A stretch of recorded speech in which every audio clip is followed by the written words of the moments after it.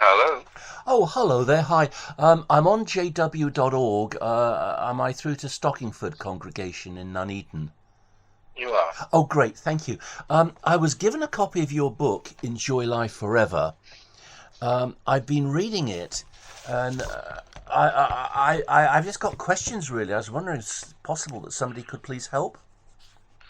Yeah, who are you? My name is Robert. Yes, Uh, I thought it was Robert. Hello, I've spoken to you before. yes, yeah. I don't think we've got anything to talk about. Bye bye. But I enjoyed our conversation so much the last time we spoke. Oh, oh dear. That was a shame, wasn't it? I was looking forward to a discussion. Do you know, this morning, when I woke up, I went on YouTube briefly and I listened to a political conversation about politics here in the UK. And they said that the number one thing, the number one problem with politics in the UK is there is no debate, there's no discussion, there's just slandering and insults and shutting down the opponent from speaking. And you know, it's exactly the same with so many religious groups. They don't want to discuss the Bible. They don't want to discuss their beliefs. They're just looking for foot soldiers that they can recruit into their religious weird group who won't question anything, who will just obey all the orders that they're told by the people at the top. And there's all these weird groups, often referred to as cults. And they're the same as the political groups. You can't speak to a hardcore Marxist, a hardcore leftist, because anyone they disagree with is far right. Anyone they disagree with is Hitler. Anyone they disagree with is a Trump supporter.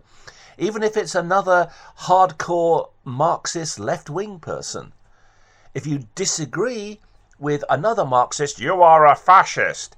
Everything to do in our society is geared around shutting down debate and shutting down discussion.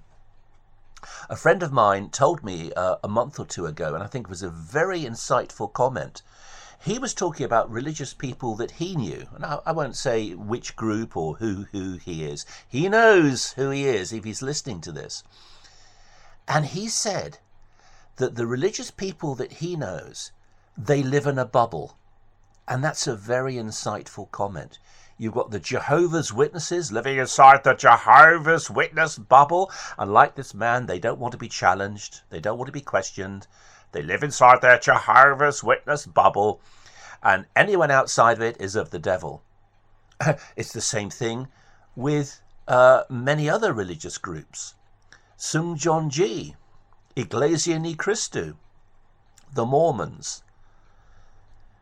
Some of the more extreme Pentecostal and charismatic evangelical groups, they're all the same. They don't want to discuss what they believe with people who have the ability or even just a moderate level of intelligence to ask questions, because they live in a bubble where they are following their leaders and the leaders are going to lead them to some paradise. Jehovah's Witnesses believe in a paradise on earth.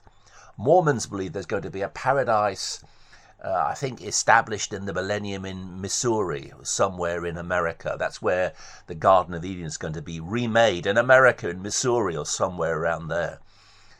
And you look at some of the Pentecostal, the more extreme Pentecostal groups with their rapture belief.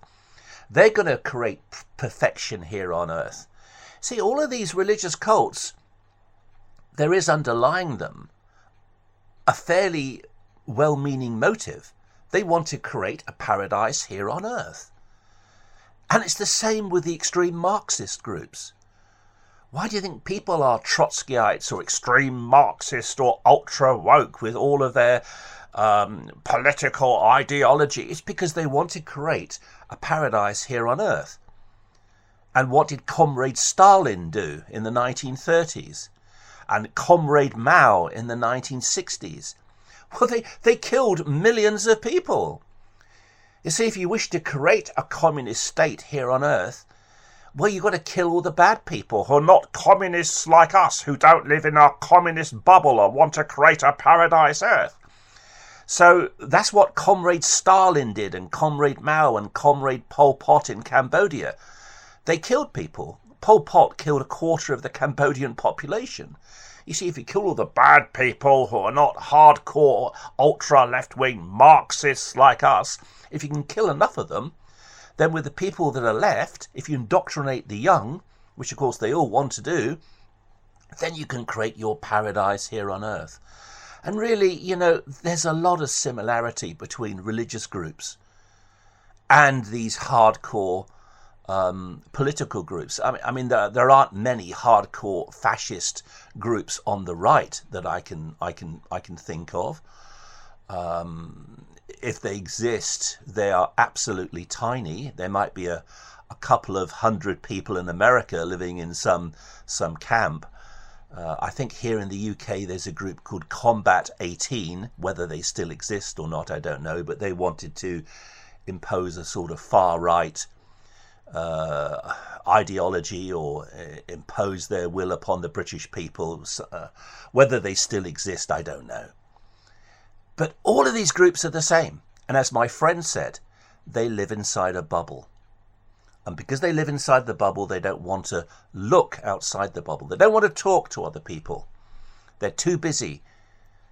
Whichever group they are, religious group, political group, Marxist group, Starmer, the politician in the UK who sounds like a Dalek, all of these people are trying to create a paradise here on earth.